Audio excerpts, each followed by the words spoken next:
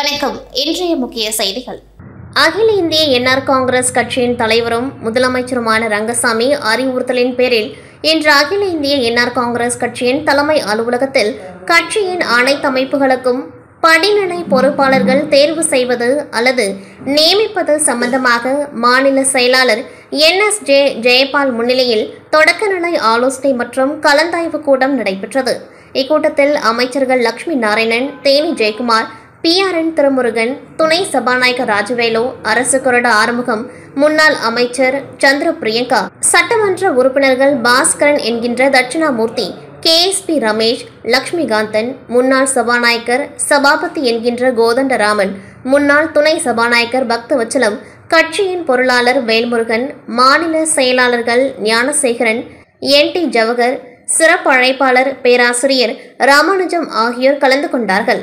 இக்கூட்டத்தில் விரைவில் 30 சட்டமன்ற தொகுதிகளில் உள்ள நமது கட்சியின் பொறுப்பாளர்கள் மற்றும் அனைத்து நிர்வாகிகளுக்கான ஆலோசனை கூட்டம் நடைபெறும் என்று முடிவெடுக்கப்பட்டது.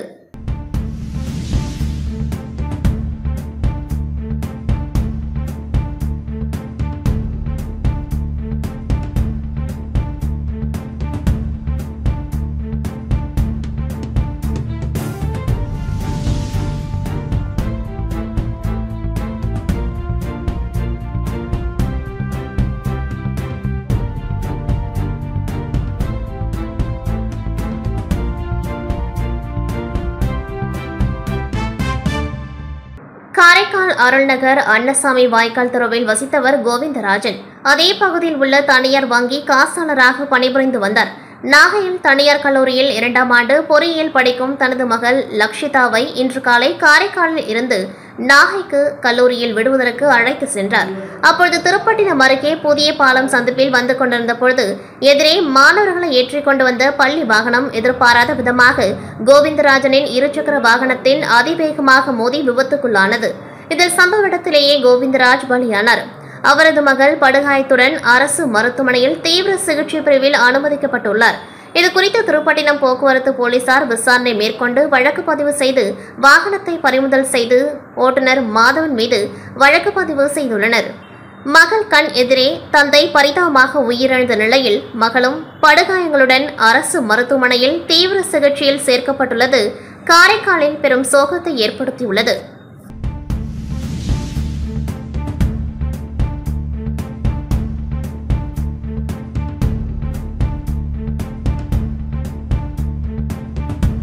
புதுச்சேரியில் மாணவர்கள் மற்றும் இளைஞர்கள் கஞ்சா, கூலிப், ஹான்ஸ் உள்ளிட்ட போதைப் பொருட்களின் பழக்கத்தால் சீரழிந்து வருகின்றனர். காவல்துறையினரும் போதைப் பொருட்கள் ஒழிப்பு நடவடிக்கையில் தீவிரமாக ஈடுபட்டு வருகின்றனர். இந்த நிலையில் லாஸ்பேட்டை, பெத்துசெட்டிப்பேட், சுப்பிரமணியர் கோவில் தெருவில் தடை செய்யப்பட்ட போதைப் பொருட்கள் பெரிய அளவில் பதுக்கி வைத்திருப்பதாக போலீசாருக்கு ரகசிய தகவல் வந்தது. இதனையடுத்து லாஸ்பேட்டை மற்றும் சிறப்பு அதிரடிப்படை போலீசார் சம்பந்தப்பட்ட இடத்திற்கு விரைந்து சென்று சந்தேகப்படும்படி நின்றிருந்த செந்தில் வேலன் மற்றும் முகேஷ்குமார் ஆகிய இருவரை விசாரித்தனர். விசாரணையில் பெங்களூரில் இருந்து ஹான்ஸ், கூலிப், பான் மசாலா போன்ற போதைப் பொருட்களை வாங்கி வந்து புதுச்சேரியில் விற்பனை செய்ய பதுக்கி வைத்திருந்தது தெரிய வந்தது. இதனைத் தொடர்ந்து இருவர் மேலும் வழக்கு பதிவு செய்து கைது செய்த போலீசார் அவர்களிடமிருந்து ரூபாய் 2 லட்சம் மதிப்பிலான போதைப் பொருட்களை பறிமுதல் செய்தனர். பின்னர் நீதிமன்றத்தில் ஆஜர்படுத்தி காலப்பட்டு மத்திய சிறையில் அடைத்தனர்.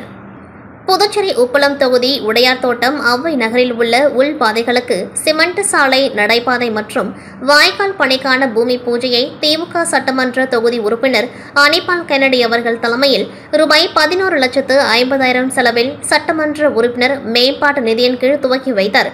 இப்பணியின் பொழுது நகராட்சி செயற்பொறியாளர் சிவபாலன், உதவி பொறியாளர் யுவராஜ், இளநிலை பொறியாளர் சண்முகம், தொகுதி செயலாளர் சக்திவேல், மாநில ஆதிதிராவிடர் துணை அமைப்பாளர் தங்கவேல், மாநில பிரதிநிதி கணேசன், தொகுதி துணை செயலாளர் ராஜு, மாநில மீனவர் அணி துணை அமைப்பாளர் விநாயகமூர்த்தி, தேமுச மாநில துணை அமைப்பாளர் மிஷல், மகளிர் அணி ஜாஸ்லின், கிளை செயலாளர்கள் காலப்பன், இருதயராஜ், ராகேஷ், கழக சகோதரர்கள் சதீஷ், மோரிஸ், ரகுமான் மற்றும் ஊர் பொதுமக்கள் உடன் இருந்தனர்.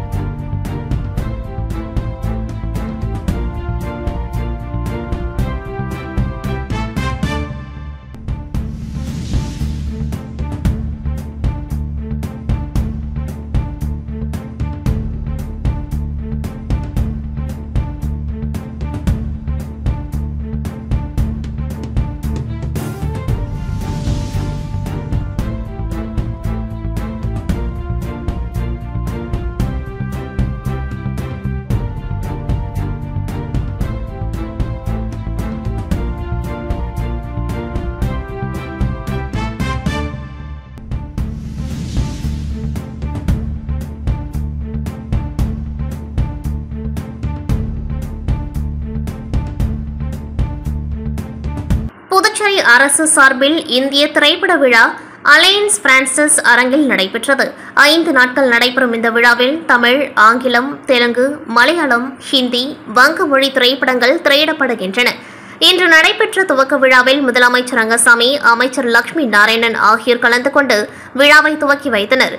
தொடர்ந்து 2023ஆம் ஆண்டின் புதுச்சேரி அரசின் சிறந்த திரைப்படமாக தேர்வு செய்யப்பட்ட குரங்குப்பெடல் படத்தின் இயக்குநர் கமலக்கண்ணனுக்கு சங்கரதாஸ் சுவாமிகள் விருதும் 1 லட்சத்தை முதலமைச்சர் ரங்கசாமி வழங்கி கௌரவித்தார்.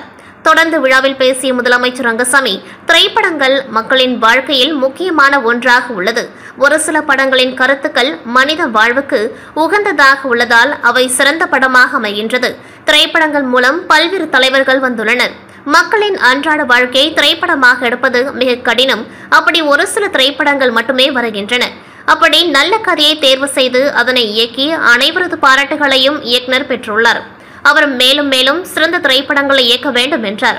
இதனைத் தொடர்ந்து செய்தியாளரிடம் பேசிய இயக்குனர் கமலக்கண்ணன், குரங்குப்பெடல் படத்திற்கு புதுச்சேரி அரசு விருது வழங்கியுள்ளது மகிழ்ச்சி அளிப்பதாகவும், குழந்தைகளுக்கான படங்களை இயக்கும் இயக்குநர்களுக்கு இந்த விருது ஊக்கமாக இருக்கும் என்றார். மேலும் இந்த திரைப்படத்தை புதுச்சேரி அரசு அனைத்து பள்ளி மற்றும் கல்லூரிகளில் திரையிட வேண்டும் என கேட்டுக்கொண்ட அவர், இந்திய அளவில் பல ஆண்டுகளாக குழந்தை திரைப்படங்கள் குறைந்து வந்தாலும் தமிழில் குழந்தைகளுக்கான படங்கள் தற்பொழுது அதிகரித்து வருவதாகவும், மக்கள் பார்க்க இதுபோன்ற படங்கள் அதிகமாக வெளியாகும் என்றவர், தேசிய விருதில் குழந்தை படங்களுக்கான பிரிவு இல்லை என்பது வருத்தமளிப்பதாகவும், அரசு விருதுகளில் இதுபோன்ற படங்களை புறக்கணிப்பது இயக்குநர்களை வருத்தமடைய செய்கிறது என்றார். தொடர்ந்து பேசியவர், இதுபோன்ற குழந்தைகளுக்கான படங்களை இயக்குவதற்கு மாநில அரசுகள் மானியம் வழங்க முன்வர வேண்டும் எனவும் கேட்டுக்கொண்டார். மேலும் சமூக அக்கறை, அரசியல் பேசாத திரைப்படங்கள் வெற்றி பெறுவதில்லை என்றும், வரும் காலங்களில் வரலாற்று திரைப்படங்களை இயக்குவதற்கான எண்ணங்கள் இருப்பதாகவும் தெரிவித்தார். வில்லியனூர் கொம்யூன் மங்கலம் தொகுதிக்குட்பட்ட உருவையாறு, அன்பு நகர், மூகாம்பிகை நகர் ஆகிய சுற்றுவட்டார பகுதிகளில் குடிநீர் பற்றாக்குறை இருந்து வந்தது. இதனை தீர்த்து வைக்க வேண்டும் என அப்பகுதி மக்கள் தொகுதி எம்எல்ஏவிடம் கோரிக்கை விடுத்தனர். அதன் பேரில் பொதுப்பணித்துறை பொது சுகாதார கோட்டம் சார்பில் 30 லட்சம் செலவில் புதிதாக ஆழ்துளை கிணறு அமைக்கும் பணிக்கான துவக்க விழா நடைபெற்றது. விழாவில் தொகுதி எம்எல்ஏவும் வேளாண் துறை அமைச்சருமான தேனி ஜெயக்குமார் கலந்து கொண்டு பூஜை செய்து ஆழ்துளை கிணறு அமைக்கும் பணியினை துவக்கி வைத்தார். இந்நிகழ்ச்சியில் பொதுப்பணித்துறை பொது சுகாதார கோட்ட செயற்பொறியாளர் உமாபதி, கிராம குடிநீர் திட்ட உதவி பொறியாளர் பீனா ராணி, இளநிலை பொறியாளர் சுதர்சனம், வில்லியனூர் கொம்யூன் பஞ்சாயத்து ஆணையர் ரமேஷ், உதவி பொறியாளர் திருநாவுக்கரசு, இளநிலை பொறியாளர் ரங்கமன்னார் மற்றும் என்ஆர் காங்கிரஸ் பிரமுகர்கள், ஊர் பொதுமக்கள் உட்பட பலர் கலந்து கொண்டார்கள். புதுச்சேரி பழங்குடியினர் காட்டு நாயக்கன் சமூக சங்க நிர்வாகிகள் மக்கள் முதல்வரை சந்தித்து சங்க தலைவர் சுரேஷ் தலைமையில் செயலாளர் கண்ணன், முதன்மை துணைத் தலைவர் புருஷோத்தமன், முதன்மை பொருளாளர் செல்வம், கௌரவ தலைவர் சுப்பராயலு, களிமூர்த்தி, பொருளாளர் முனியப்பன், துணை பொருளாளர் சிலம்பரசன், செய்தியாளர் வடிவேலு மற்றும் உறுப்பினர் நிர்வாகிகள் ஆகியோர் ஒன்று கூடி கோரிக்கை மனு ஒன்று கொடுக்கப்பட்டது. கடந்த 2010ஆம் ஆண்டு முதல் புதுச்சேரி அரசாங்கம் பல ஆண்டுகளாக புதுச்சேரியில் உள்ள பிற்படுத்தப்பட்ட பழங்குடியினர் மக்களுக்கு 1% இடஒதுக்கீடு அடிப்படையில் புதுச்சேரி, காரைக்கால், மாஹே பழங்குடியினர் மக்களுக்கு ஜாதி சான்றிதழ் மூலமாக கல்வி, வேலைவாய்ப்பு மட்டுமே புதுச்சேரி அரசாங்கத்தால் வழங்கப்பட்டு வருகின்றது. இப்பொழுது புதுச்சேரியில் ஒரு சில வருவாய்த்துறை அதிகாரியிடம் பிற்படுத்தப்பட்ட பழங்குடியினர் பிள்ளைகளுக்கு ஜாதி சான்றிதழ் கேட்க போனால் 2001ஆம் ஆண்டுக்கான ஆதாரங்களை கேட்கின்றனர். இதனால் பிற்படுத்தப்பட்ட பழங்குடியினர் பிள்ளைகள் கல்வி பயில, பள்ளி கல்வி முடித்து கல்லூரி தொடர மிகவும் சிரமப்பட்டு படிப்பை தொடர முடியாத நிலைக்கு ஆளாக்கப்படுகின்றனர். இதனால் படிக்கும் பிள்ளைகளுக்கு மனநிலை மிகவும் பாதிக்கப்படுகின்றது. இதனால் சென்டாக் போக முடியாத ஒரு அவல நிலைக்கு தள்ளப்படுகின்றனர். புதுச்சேரி மாநிலத்தில் மாநில அளவிலான பிற்படுத்தப்பட்டோர் ஆணையம் பல ஆண்டுகளாக அதற்கான ஆணையர் மற்றும் உறுப்பினர்கள் இல்லாததால் செயல்படாமல் உள்ளது. ஆகவே முதலமைச்சர் ரங்கசாமி அவர்கள் மாநில அளவிலான பிற்படுத்தப்பட்டோர் ஆணையத்திற்கு ஆணையர் மற்றும் உறுப்பினர்களை நியமித்து புதுச்சேரி மாநிலத்தில் வாழும் பிற்படுத்தப்பட்டோர் பழங்குடியின மக்களுக்கும் இடஒதுக்கீடு அளிக்க புதுச்சேரி அரசு அதற்கான அரசாணையினை பிறப்பித்து அதன் அடிப்படையில் பிற்படுத்தப்பட்ட பழங்குடியினருக்கு 2010ஆம் ஆண்டு வரையறுக்கப்பட்ட ஆண்டாக அறிவிக்க முதலமைச்சர் அவர்கள் இது சம்பந்தமாக நடவடிக்கை எடுக்க உதவுமாறு தங்களை பணிபண்புடன் வேண்டி கேட்டுக்கொள்கின்றோம் என்று தெரிவித்தனர். புதுச்சேரியில் இடஒதுக்கீடு மறுக்கப்பட்ட பட்டியல் மக்களின் ஆலோசனைக் கூட்டம் இன்று ராஜநகரில் உள்ள பெரியார் படிப்பகத்தில் நடைபெற்றது. கூட்டத்திற்கு இயக்கத்தின் தலைவர் வீரமணி தலைமை தாங்கி ஆலோசனைகளை வழங்கினர். பாலகிருஷ்ணன், சிவகுமார், நித்யானந்தம், கலைவண்ணன், சுதாகர் ஆகியோர் முன்னிலை வகித்தனர். இறுதியாக வேல்முருகன் நன்றி கூறினர். இந்த ஆலோசனைக் கூட்டத்தில் புதுவை அரசு குடிபெயர்ந்த பட்டியல் மக்களுக்கு இடஒதுக்கீடு வழங்க வேண்டும், 40 ஆண்டுகளுக்கு மேலாக புதுச்சேரியில் வசித்து வரும் 1,40,000 குடிபெயர்ந்த பட்டியல் மக்களுக்கு கல்வியிலும் வேலை வாய்ப்பிலும் இடஒதுக்கீடு வழங்கப்பட வேண்டும். பட்டியல் மக்கள் 7% இருக்கும் குடிபெயர்ந்த மக்களுக்கு அவர்களுக்குரிய இடஒதுக்கீட்டை வழங்க வேண்டும். எனவே இதனை வலியுறுத்தி முதல் கட்டமாக பாகூர் வட்டாட்சியர் அலுவலகம் முன்பாக வரும் நவம்பர் மாதம் ஆர்ப்பாட்டம் நடத்தவும், அதனைத் தொடர்ந்து டிசம்பர் மாதம் வில்லியனூர் வட்டாட்சியர் அலுவலகம் முன்பாக ஆர்ப்பாட்டம் நடத்துவதும், ஜனவரி 2025 புதுச்சேரி மாவட்ட ஆட்சியர் அலுவலகம் முன்பு ஆர்ப்பாட்டம் நடத்துவது என்று இந்த ஆலோசனைக் கூட்டத்தில் முடிவு செய்யப்பட்டுள்ளது.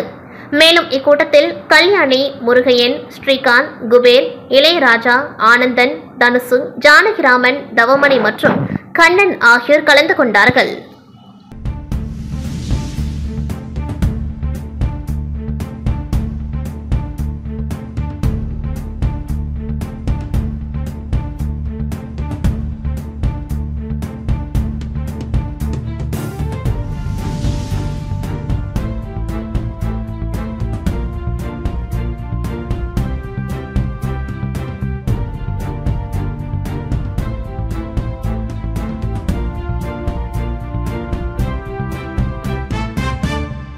புதுச்சேரி லாஸ்பேட்டை புதுப்பேட்டையில் உள்ள அரங்கசாமி அரசு நடுநிலைப் பள்ளியில் ரூபாய் 25.76 லட்சம் செலவில் கிளஸ்டர் ஆதார மையம் அமைக்கும் பணி இன்று காலை தொடங்கியது. இதில் தொகுதி எம்எல்ஏ வைத்தியநாதன் கலந்து கொண்டு பூமி பூஜை செய்து பணிகளை துவக்கி வைத்தார். இந்நிகழ்ச்சியில் புதுச்சேரி பொதுப்பணித்துறை தலைமை பொறியாளர் தீனதயாளன், கண்காணிப்பு பொறியாளர் வீரசெல்வம், சிறப்பு கட்டிடம் கோட்ட செயற்பொறியாளர் கெஜலட்சுமி, பள்ளி கல்வித்துறை துணை இயக்குநர் சிவராமன், இளநிலை பொறியாளர் அனந்த பத்மநாபன், ஒப்பந்ததாரர் போர்மன்னன் மற்றும் பள்ளி தலைமை ஆசிரியை, ஊர் பிரமுகர்கள், ஊழியர்கள், பொதுமக்கள் கலந்து கொண்டார்கள்.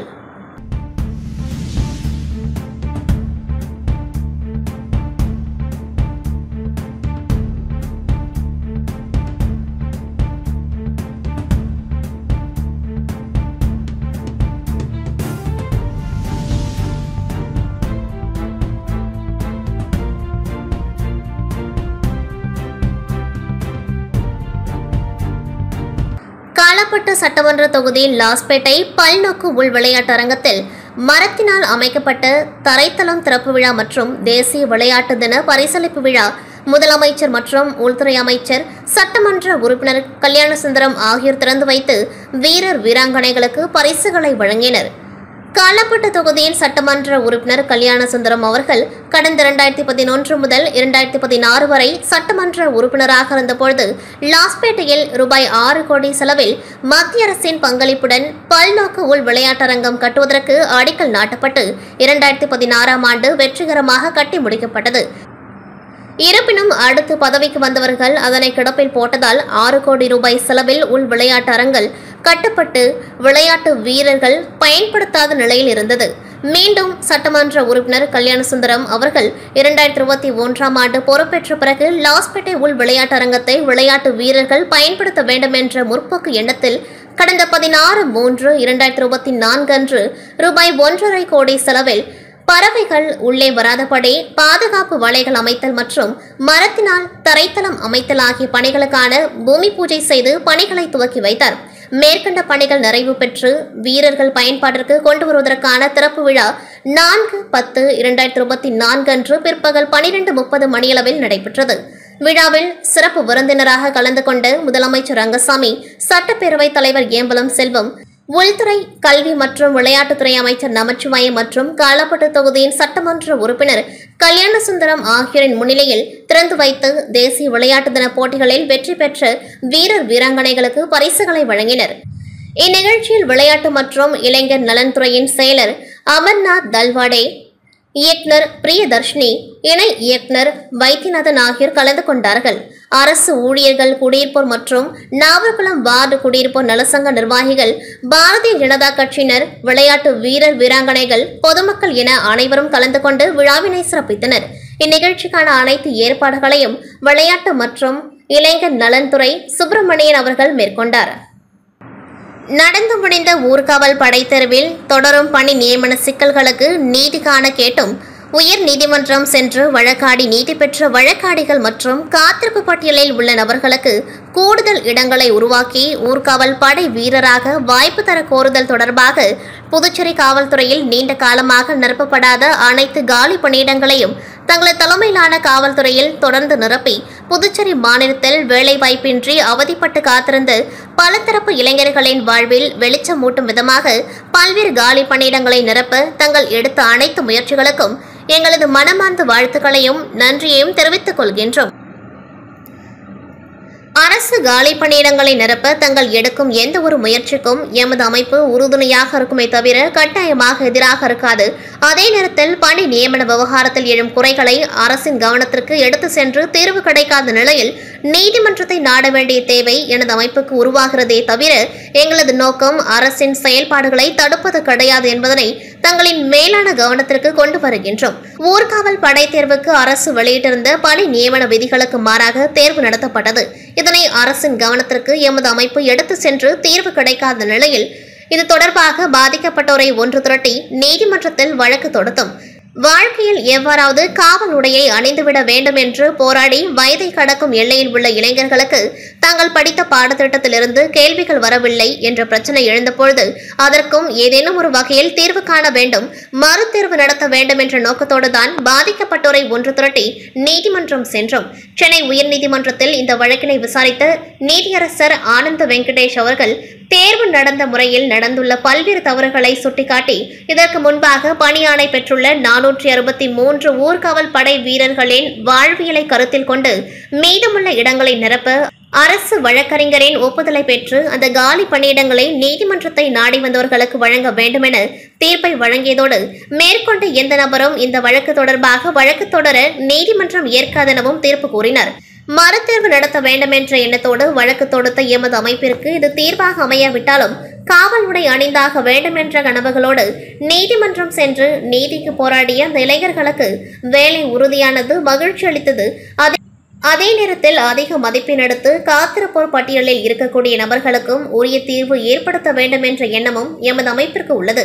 ஆனால் காத்திருப்போர் பட்டியலில் உள்ள நபர்களை நீதிமன்றத்தில் ஆணை பெற்ற நபர்களுக்கு எதிராக வழக்கு தொடுக்க தூண்டுவதாலும் வழக்காடுகளுக்கு எதிராக மேல்முறையீடு செய்வதாலும் இப்பிரச்சினைக்கு உடனடி தீர்வு என்பது கிடைக்காது என்பதனை தங்களின் மேலான கவனத்திற்கு கொண்டு வருகின்றோம். மேலும் அரசின் மேல்முறையீடுக்கு எதிராக போராடும் நிலையில் வழக்காடிகள் இல்லை என்பதனையும் தங்கள் கவனத்திற்கு கொண்டு வருகின்றோம். எனவே புதுச்சேரி மாநிலத்தில் உள்துறை அமைச்சராக பதவியேற்ற 3 ஆண்டு காலங்களில் பல இளைஞர்களுக்கு வேலைவாய்ப்பு உதவியை உள்துறை அமைச்சர் அவர்கள் காத்திருப்பு பட்டியலில் உள்ள 90 நபர்களுக்கும் வழக்கு தொடுத்துள்ள 56 நபர்களுக்கும் ஊர்காவல் படையில் கூடுதலாக இடங்களை உருவாக்கி இப்பிரச்சனையில் தொடரும் சிக்கலை முடித்து இளைஞர்களுக்கு வாழ்வளிக்க வேண்டும் என்ற கோரிக்கையை எமது அமைப்பு முன்வைக்கின்றது.